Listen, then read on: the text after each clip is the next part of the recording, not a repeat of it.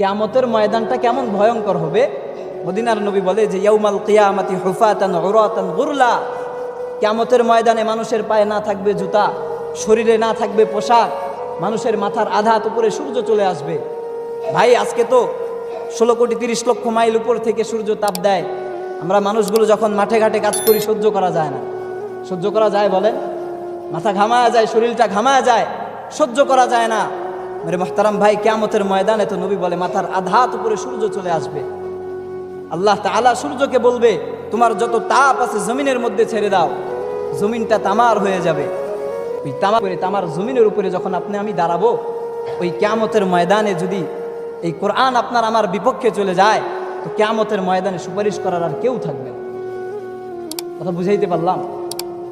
যদি আমি কোরআনকে ভালোবাসি, যদি আমার কোরআনের সাথে সম্পর্ক হয়, তাহলে এই কোরআন আমাকে রবের কাছ থেকে চায়া চায়া জান্নাতে নিয়ে যাবে।